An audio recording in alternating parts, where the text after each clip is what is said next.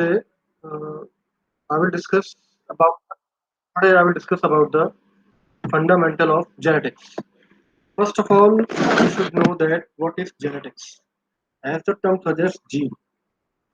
Gene is a carrier of heredity. So first of all, as we are seeing in the picture that this is the Ritik Roshan, who is the son of Rakesh Roshan. Though he do not resemble completely from his father, but certain characters are transferred from father to son. That is through genes only. The whole this mechanism comes under the genetics. So the basic definition is that the study of heredity and variations of inherited characters is called as genetics. Heredity means transformation of genes from one generation to another, and variations means some changes in the genes from the next generation. So all these characters are inherited, so this comes under the fundamental of science called as genetics. Now, what do we mean by heredity? Heredity is means the tendency of offspring to resemble the parents. Like in this photograph, we can see that Hrithik Roshan somehow resembles to his father, like Rakesh Roshan. But still, he is not exactly the copy of his father. So he shows some variation. So how can we define the variation? The tendency of offspring to vary from their parents is called as variation. So there are two terms. Heredity, it means resemblance of offspring to the parents, and second word is variation. It means the difference of offspring to their parents. All these two words makes the science called as genetics.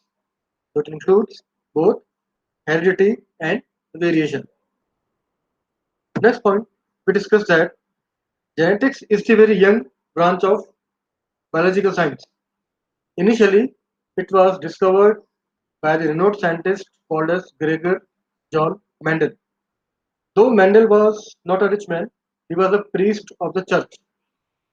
And most of the people do not think Mendel a very good scientist because they all were busy in the theory of Darwin, who gave the theory of evolution.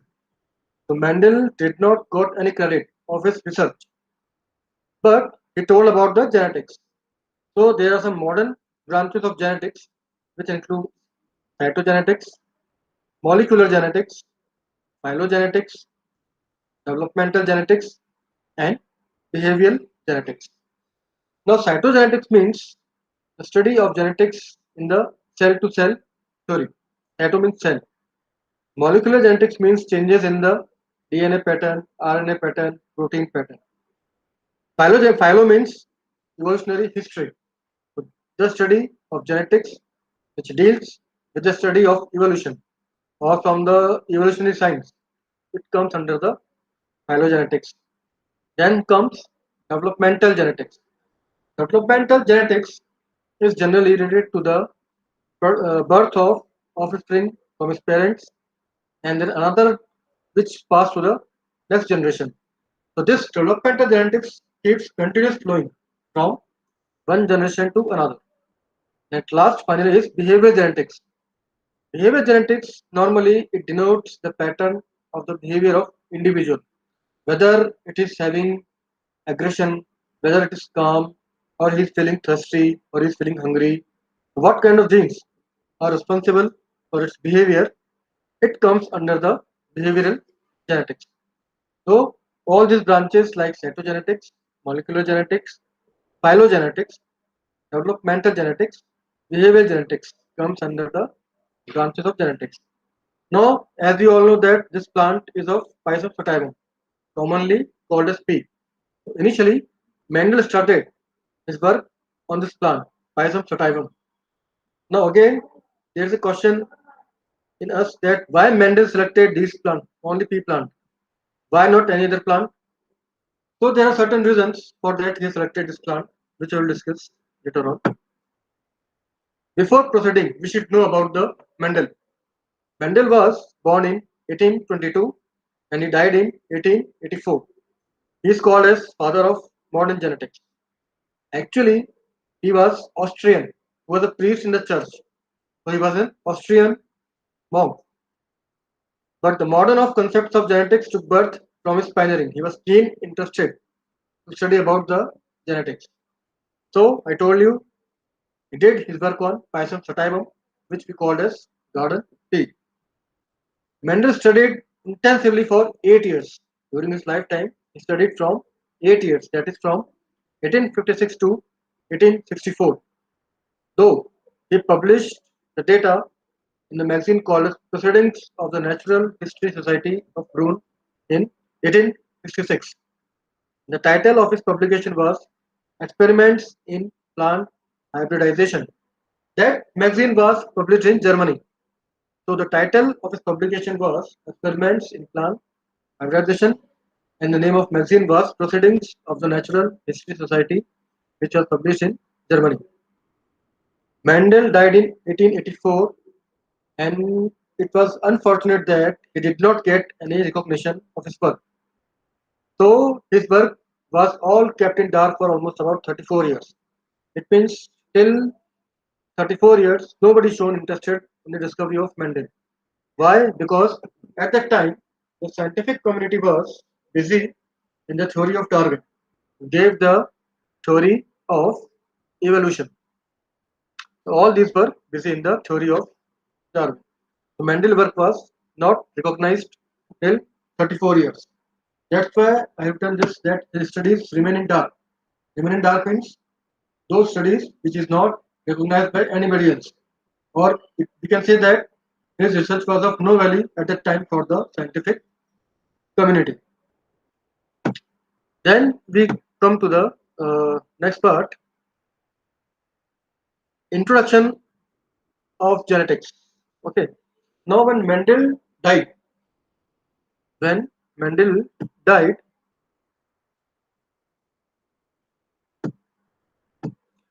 so Mendel died in 1884.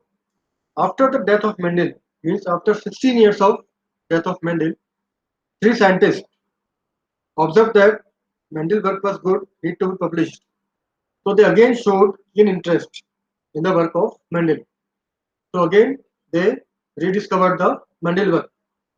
These three scientists were Karl Correns, he was from Germany, Hugo de Vries, he was from Holland, and third scientist was Erich von Tischermark, which was from Austria. All these three scientists supported the theory of Mendel. So their findings are now called as Mendel's law of inheritance. So the credit of Mendel's original work goes to these three scientists who discovered the Mendel's work. They were Karl Correns, Hugo de Vries, and Erich von Teschenbach. So their findings were known as Mendel's law of inheritance. So we can say that after the death of 16 years of Mendel, his work was again recognized by three scientists. So the credit came after the 16 year of death of Mendel. Then basically there are some terminologies before proceeding the theory of genetics. We should know the basic terms in genetics. Okay, because before understanding these terms we cannot understand the concept of genetics. Now this word genetics was coined by William Bateson in 1905. Before that 1905 nobody know the term genetics. So this William Bateson gave the term genetics in the year 1905. Then the unit of genetics is called as gene. The gene word was coined by Johnson in 1909. Now, what is the definition of gene? Gene is the heredity determining factor. As I told you, that genetics include two branches, heredity and variations. Heredity means resemblance of offspring from its parents. Now the resemblance is because of what? It is all because of certain genes which are present in the body. So the term gene was coined by Johnson in 1909. It was defined as the heredity determining factor. It means it is the basic unit of genetics. Now this gene contains the continuous segments of DNA. We all know that human cell is made up of protein, nucleic acids, vitamins, fats. So nucleic acid, which is the main component, DNA, that is deoxyribonucleic nucleic acid, or we can say that it is genetic carrier molecule which carries one transfer of gene from one body to another. It's all because of DNA. Lots of DNA forms gene, which is the basic unit of genetics. Now, we all know that there are two types of organisms, prokaryotes and eukaryotes. Prokaryotes are basically single-celled organisms which do not have nucleus, while eukaryotes are the organisms which have nucleus. In eukaryotes, the gene occupies in the specific position on the chromosomes called loci. Well, it's so because we all know that eukaryotes contains all the cell organelles, properly arranged chromosomes, properly arranged cytoplasm. So the DNA has the particular position on the chromosome where the gene lies. That position where the gene occupies in the specific position of the chromosome is called as loci. While in eukaryotes, there is no specific position because there is no particular cell organelles, no cell membrane, no nucleus, so no proper arrangement of loci. So this loci is the specific arrangement of the gene on the chromosome of eukaryotes. Now there's some another terms in the genetics. Next term is called as allele. Allele is also called as allelomorph.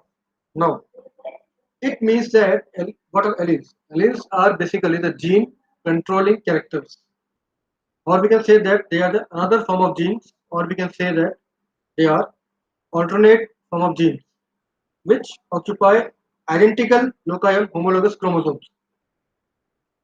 Alleles control the contrasting character of the same trait. It means what? Suppose we can see that there are two chromosomes which are almost identical in shape. Both are same homologous chromosomes. In this, the position are also the same. It means the loci is the same. The chromosomes is the homologous chromosomes. Now, but what will happen? Though the position of allele is same on the both chromosomes, but the trait means the character of each allele is different on both the chromosomes. For example, one allele can exist in the form of dominant allele, one allele can exist in the form of recessive allele. Now we should know what do we mean by dominant and recessive. For example, suppose there is a boy and a girl. If we ask both of them to fight, we all know who will win the battle. Obviously, because the boy having more energy, he will win the battle physically.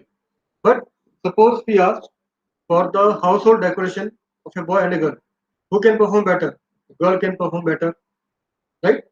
So we can say that in that case, boy is dominant and girl is recessive.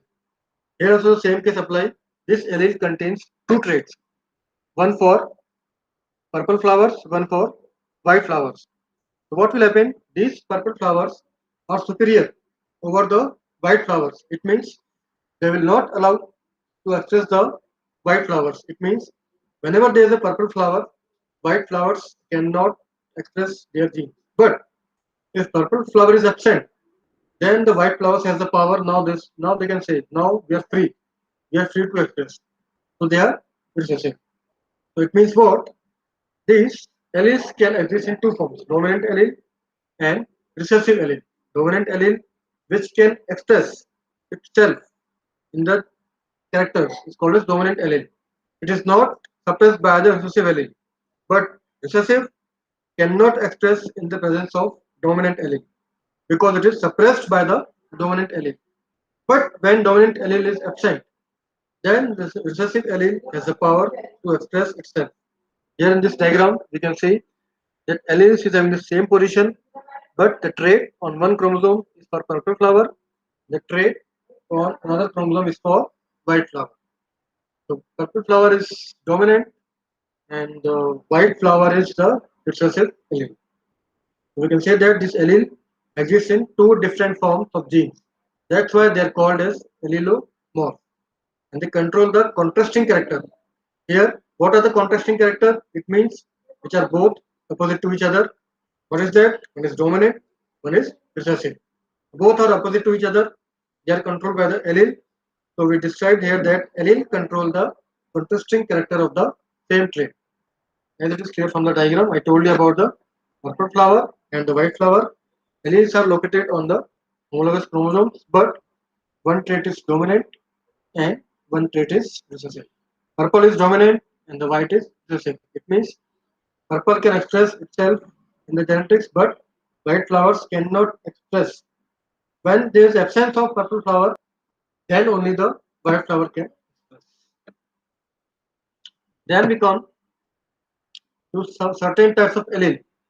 As I told you, dominant allele and recessive allele.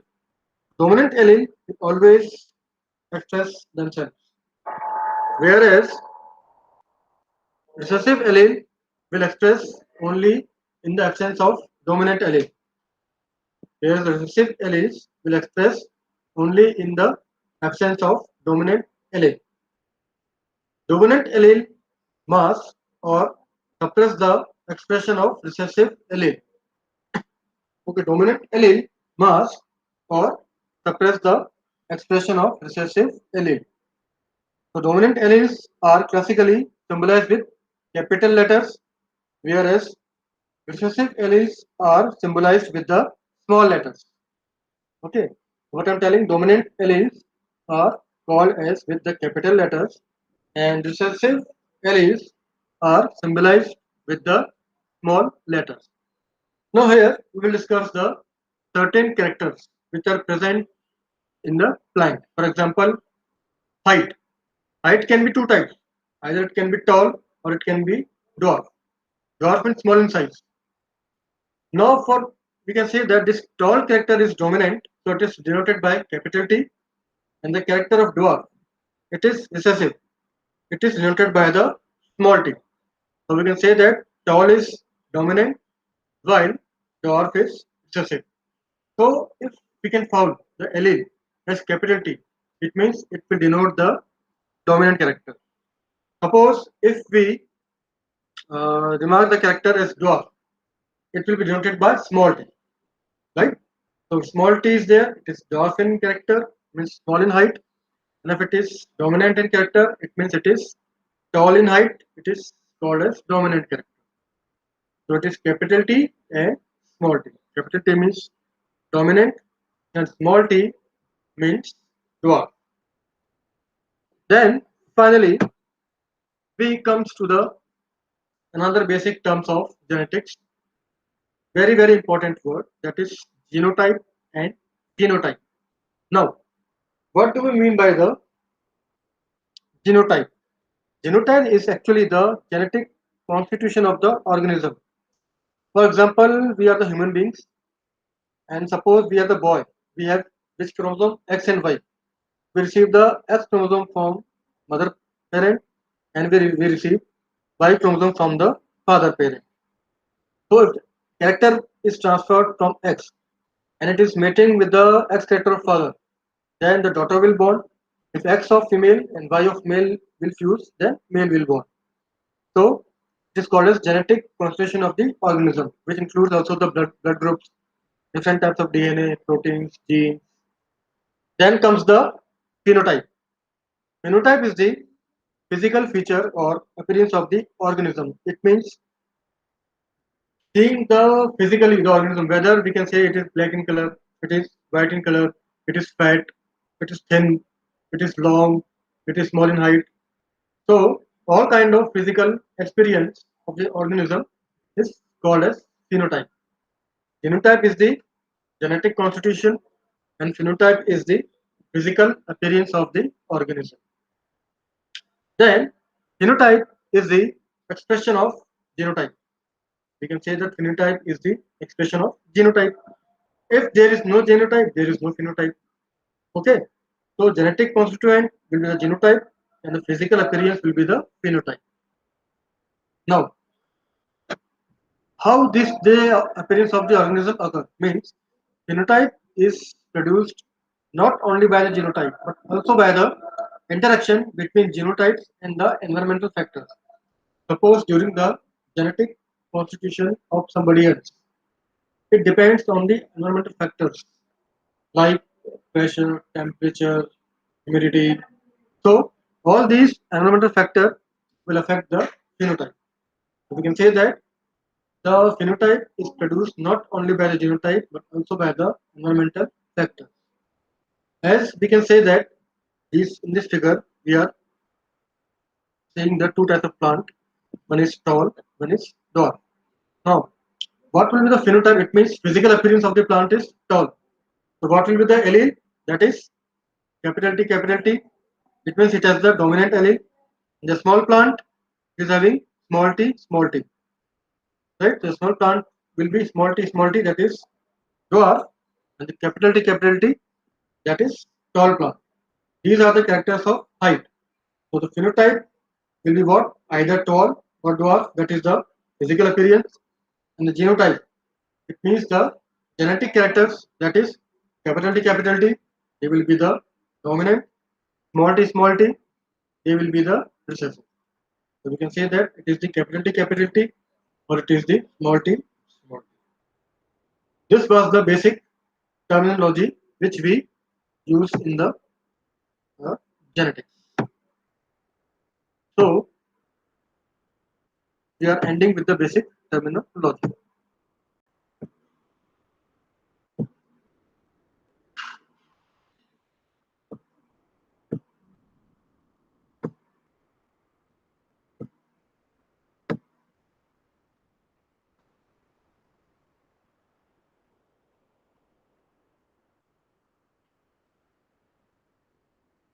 So good afternoon to all. Today we will discuss about cell cycle. So first of all, we should know about cell cycle, the cell division, about that is mitosis and meiosis, and between them there is another stage called as meiosis, and finally between them is interphase.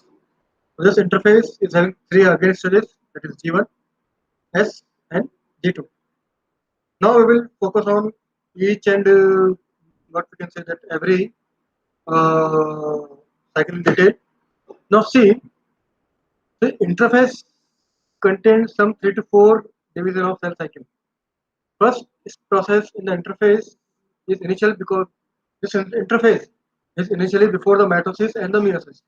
When cell enters into the interface stage, then only it can enter into the mitosis or meiosis. So initially, the first phase is rapid growth and metabolic activity, that is of 11 hours. Here what will happen? The centrioles will replicate. Second will be the second phase will be of 7 hours. Here what will happen? Growth and synthesis of DNA will go. So it is G1 phase, it is S phase, and third is G2 phase. Growth and final preparation for the cell division. After that, what will happen? The cell will enter into the cell division of mitosis. That is of 1 hour. This mitosis again is having 4 different stages. That is prophase, metaphase, anaphase, and telophase. So this diagram completely denotes the whole cell cycle process. The first is G1, that is of 11 hours. Second is of S phase, that is synthesis of DNA, that is of 7 hours. Third is of G2, that is growth. And final presentation means for to enter into the M phase, that is for 3 hours. Then it enters into the phase of mitosis, that is prophase, metaphase, anaphase, and telophase. Right? So these are the different phases of the cell cycle of growth phase. Here, first comes the interphase. Okay, let me. First phase is interphase. It is the process in which the cell grows and the organelles double prior to the actual splitting of the nucleus. Here, what happened? Initially, the cell prepares for the cell growth, or we can say the cell prepares for the cell division. Here, what will happen? The organelles will develop before the actual division of the nucleus. Because interface, there is no division of the nucleus. Now, I told you that 93% of the cell cycle is spent in the interface. I told in the last figure that it includes G1, S, G2. So initially 11 hours, 7 hours, then 3 to 4 hours. Maximum time about 22 hours. In the one day, 22 hours went to the this what we call as interface. Okay. Then this interface has three parts, that is growth G1, synthesis S phase, and G2 growth 2 phase, as we discussed from the previous diagram. Okay, so maximum cell growth and cell cycle take place in the interface. Then G1 is the phase. Now we'll discuss about each phase in detail. G1, S and G2. Uh, G1 is the phase where organelle doubles. Here, remember that each new cell requires a complete set of organelles. Here, there is no division of nucleus, only the organelles are doubling. So, this is a preparative phase for cell division and cell growth. Still now, nucleus has not been dividing. The next phase, S phase, here is the replication of DNA. And each cell contains the complete and identical sets of DNA. Okay, here each cell needs a complete and identical set of DNA, right? And third is G2 phase. Here, what is required? Proteins are required for mitosis to be produced. Okay, next phase is here. What will happen? The protein phase are required for the mitosis phase to fill. Okay,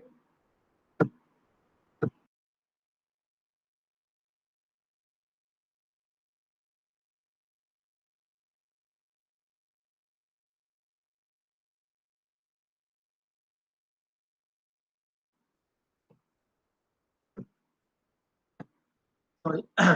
Third is G2 phase, that is protein, which is required for the mitosis. These G2 proteins are needed for the mitosis process so that cell can go ahead. Okay.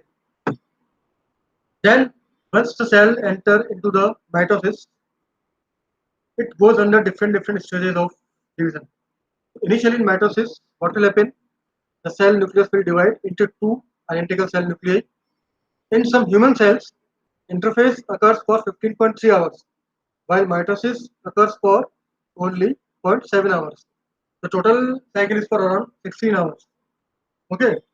Normally, what happens? Interphase runs about 20 to 22 hours, and mitosis for about 1 to 2 hours. But sometimes, in some human cells, interphase lasts for about 15.3 hours, and mitosis it is around only for 0.7 hours. So it occurs in the series of steps.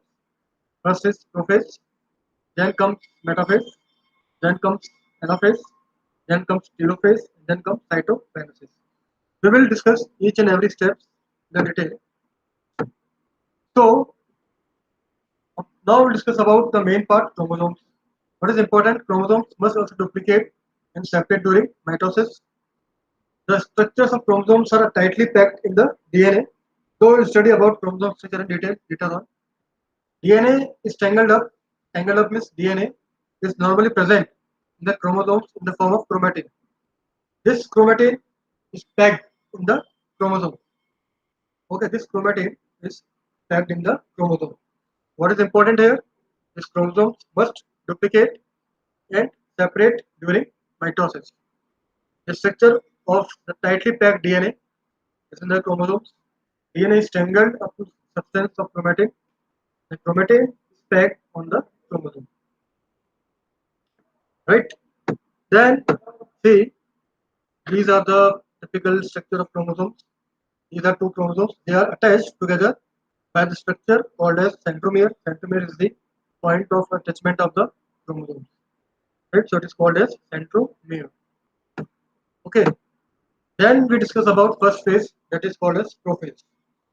Prophase, in the prophase, chromosomes are called as chromatids because they are double in structure. They form short, thick rods which pair up, line up in the center of the nucleus. Then the centromere connects these two chromosomes into two halves of double chromatids. After that, spindle fibers begin to form. Okay, in the prophase state, spindle fibers begin to form. Now the centrioles just move to opposite side of the cell. Okay, so in prophase, what will happen? Chromosomes will become chromatids. They will double. They will become thick in the shape. Centromere will connect the two chromosomes. Formation of spindle fibers.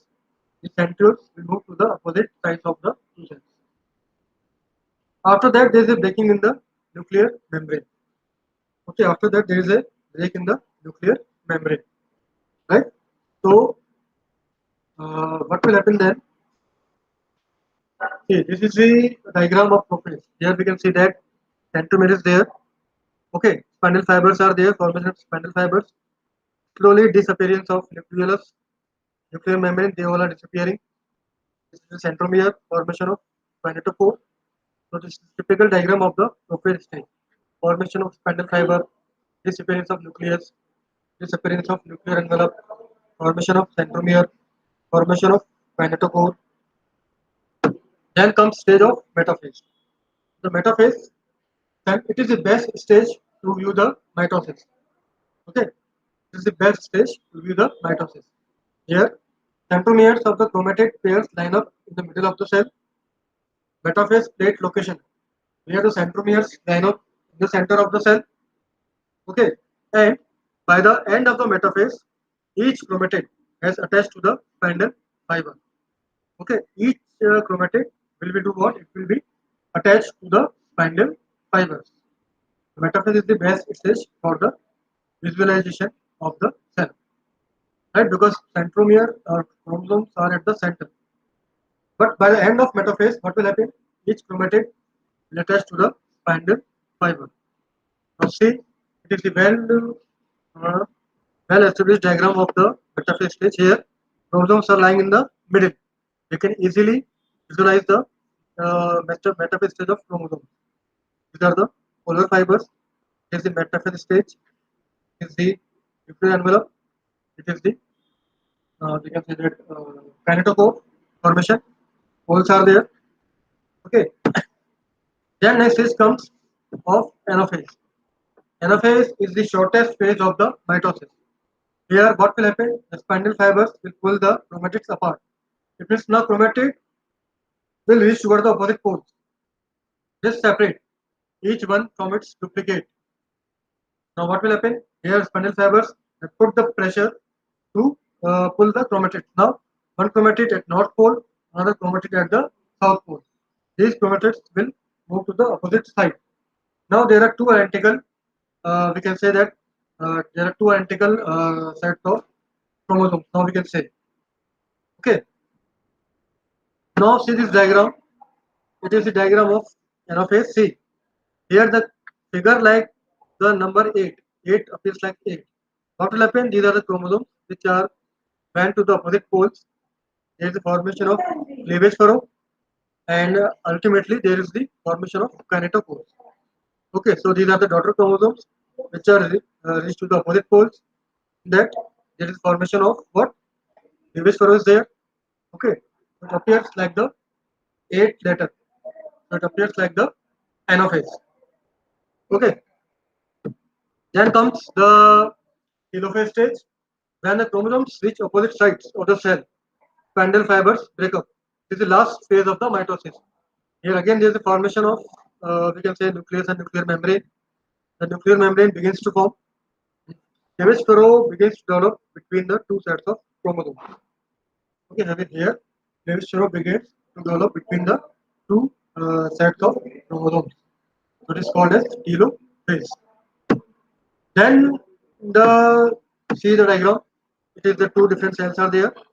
Reunion of nucleus, reunion of nucleus membrane. Both cells come together, and it is the main stage of the telophase. Then finally, last come the completion of cytokinesis. That is the two identical cells completely divide, and the cell membrane is completely formed. Okay, the two identical cells completely divide, and cell membrane is completely formed. So this is the complete, we can say that of mitosis. Then we come to the meiosis. Meiosis is called as reductional division, and that is called mitosis is called as equational division, and the responsible for the growth of meiosis for the sexual division is called as meiosis. It is responsible for the sexual division. This diploid meiosis is called of cells of two different types. If two body cells are combined to form nuclei, the number of chromosomes would be double. Here, what can happen? Here, basically, there is a doubling of the chromosomes. Okay.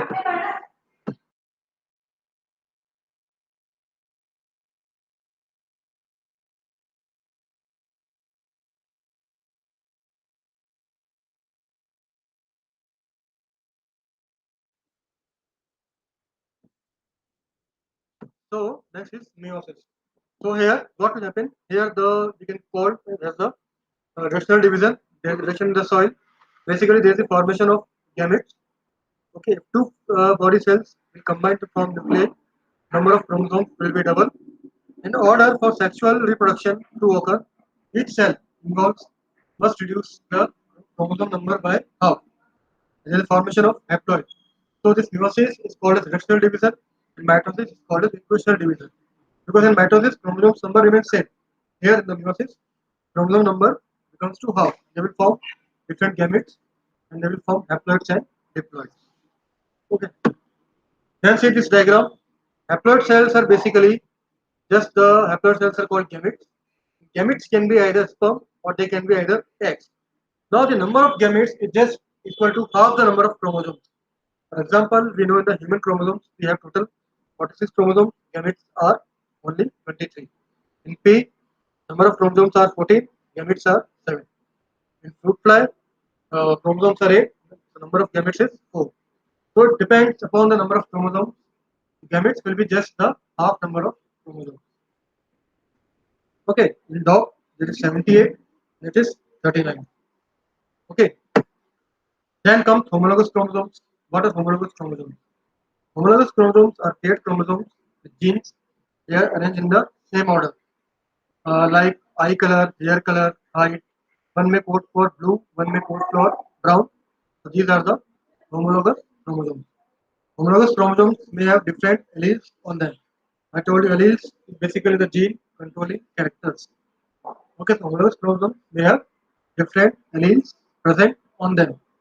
And these alleles, each allele will have each different response. Okay, so allele will form each variation of the trait of an organism. Right, so allele will form each variation of the trait of the organism. Then comes about the meiosis is the process of cell division in which gametes are formed. So the number of chromosomes is half, I told you. So there is a formation of sexual reproduction and formation of zygote.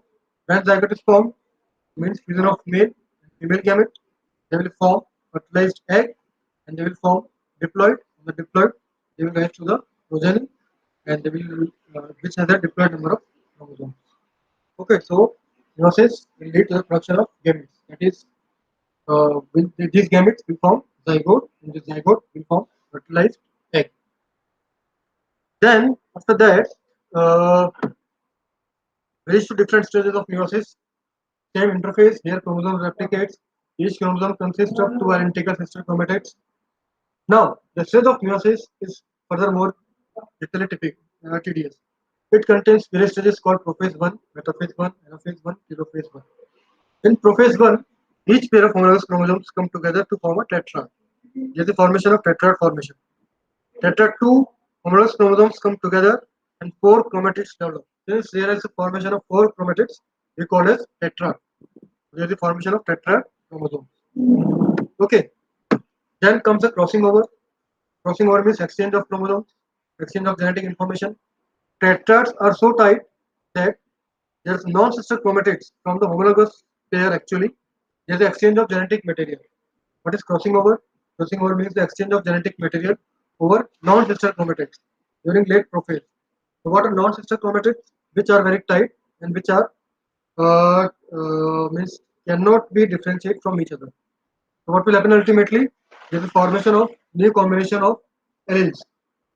What will happen? There is new alleles will be formed, which will give rise to recombination, and this recombination occurs due to crossing over. What will happen in that? There is the exchange of genetic material by non-sister chromatids during the late prophase 1. Then we comes upon next phase to the metaphase 1. So homologous chromosomes stand up together in the pair. Same process is there. Chromosomes come in the center. In mitosis, homologous chromosomes line up in the middle independently of each other. But here they are in pairs. Though they are also come in the center. But what is the difference between the mitosis metaphase and meiosis metaphase? That in the mitosis metaphase, these chromosomes lie independently to each other. Means they are not associated with each other. They can come in the independent manner. But in the meiosis, they are closely lined with each other in the pairs. So they are very tightly they are lined up the pairs. So it comes under the metaphase 1. Then finally we reach to anaphase 1. Here what will happen in the anaphase 1? Spindle fibers attached to the centromere of each pair. Homologous chromosomes separate and move to opposite ends. All processes are same in the mitosis. Nothing is the difference. What is the difference? That here in the anaphase 1 of meiosis, chromosomes do not split, but in the anaphase of mitosis, centromeres split. But in the anaphase of meiosis, centromeres do not split. Now what will happen? Each cell will get one chromosome from each homologous pair. Okay, each cell will get one chromosome from each homologous pair. So what will happen? What will happen then? It will lead to the formation of recombination or new allele will form. After anaphase 1, next finally comes telophase 1. Here spindle fibers break down, chromosomes uncoil, cytoplasm will divide. There is another cell division that is needed because the number of chromosomes has not been reduced. Then after telophase, there may be short interphase, but not always. Okay, it is important to note that no cell does have a second interphase. There is no replication of the chromosome. It is very important that if interphase occurs two times, there is no two interphase, there is no replication of the chromosome. So it is the diagram of the telophase. It is a diagram prophase 1, metaphase 1, anaphase 1, telophase 1. Formation of tetrad is there, four chromosomes are lying. Chromosomes become in the center independently, that is metaphase 1, formation of cleavage furrow, spindle fibers hold the chromosomes, chromatids at the opposite sides. The telophase, each centromere is splitting while it is not split in the mitosis. One part another centromere, one part another. So this represents the different stages of the meiosis. Now next we reach about meiosis 2. It is just like the mitosis. But remember here in the chromosomes did not duplicate in interphase 2. In prophase 2, chromosomes begin to line up in the middle of the cell. Spindle fibers begin to form. In metaphase 2, chromosomes line up on the metaphase plate. The chromosomes begin to line up in the middle of the cell and spindle fibers begin to form. Metaphase 2, chromosomes line up in the metaphase plate. Okay, then we come to the anaphase 2, centromere splits, sister chromatids separate, moves to the opposite sides of the cell. Yellow phase 2, nuclear reform, spindle fiber disappear, cytoplasm divide into two. The number of chromosomes in each daughter cell has been reduced by the half. So stages in meiosis 2 are almost like mitosis, only a little bit differences there. So in telophase again, formation of nuclei, spindle fiber, division of cytoplasm, number of chromosomes in each daughter cell has now been reduced by half. Okay, cytoplasm divide into two cells. Then see this diagram of metaphase 2, same prophase 2, metaphase 2, anaphase 2, telophase 2. Centromere are duplicated, spindle fiber is complete, they are in the center. Anaphase formation of cleavage furrow, haploid side of cells of daughter cells. Cytokinesis begins, formation of cleavage furrow, and these two are there. Now we will discuss some questions like number of gametes in humans will be what? 23. Tetrad formation occur which stage? Prophase. There are some MCQ which you should know so that we can have the revision. Attachment of spindle fibers to centromere observed in phase 1. Okay. Then comes meiosis 2, which similar to mitosis except what will happen? There is no duplication of chromosomes. And meiosis is called as fractional division. So we have completed the topic of what we can say that mitosis. And so we complete the topic. Okay. Main thing is that we should know the what is the exact position of chromosomes, what is the exact position of nucleus.